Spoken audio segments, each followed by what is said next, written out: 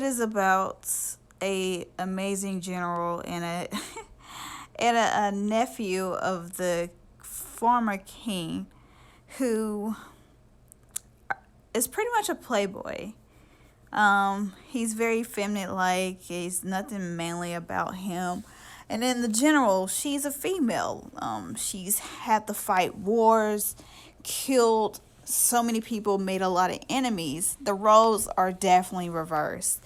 Um, Basically, the girl had to take place of her father and brothers because her father and brothers were killed long ago when she was younger. So her having to cover up her identity and who she was and the fact that she is a girl, she had to take place of her father position and become a great general, which she was. She was a incredible general, very heroic.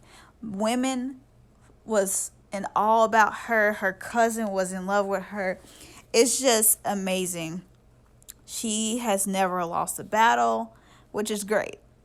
That is the great part. But the thing is, this this connection between the two of them takes a while to develop because he is very stubborn, very spoiled, and very childlike, very childish, not very mature, doesn't have it together. And seeing how she's having to have to be mature for most of her life, having to fight wars, fight battles, be away from civilization. Like she's not used to living in the city. She's not used to living, within the range of people. She's used to living in the bracket where the soldiers are, her soldiers. And she's once she wins this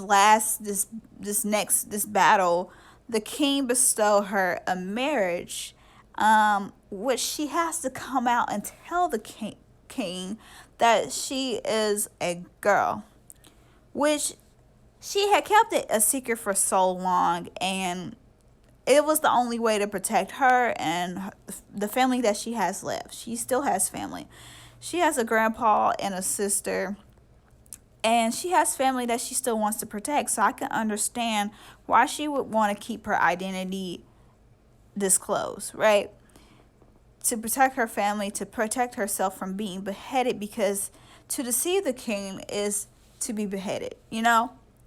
But she did a remarkable job as far as taking her father position and really slaying it in the battlefields, defeating the enemy to protect the country.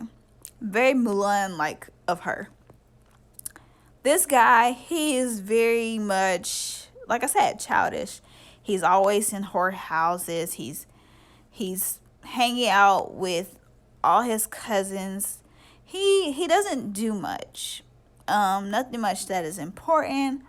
But eventually they meet each other. And he's stubborn about the marriage. She's happy about the marriage. She's happy because it's actually somebody she's always wanted to marry. He's pretty, and it's the boy she liked when she was growing up. There's a deep story between the two of them. Though he does not remember her, she remembers him.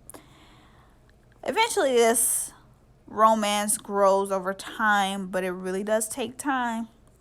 Meanwhile, she doesn't stay at home. Why stay at home or force a husband to be at home where he does not want to be? So she sticks to what she knows best: battling, battlefield, army, sword fighting, things like that. The things that she knows best. But because she's becoming married, she has to learn how to become a wife, a lady, a woman. Things that when you don't have a mother, it's kind of hard to want to do if you've been in battle all those years. You're not acquainted with the girlish things. I mean, you've been in battle all your life. What do you know about civilization? You don't know much. And I bet it makes her very uncomfortable, because it does. I mean, I'm pretty sure I would be uncomfortable being forced to really try to change up how I am to impress a man that doesn't really want me. You know, it's different. she does make it a conscious effort to please her mother-in-law, who is not the best at first, but they all grow in each other. Eventually, she becomes pregnant. He matures. He'll have to forgive her for something.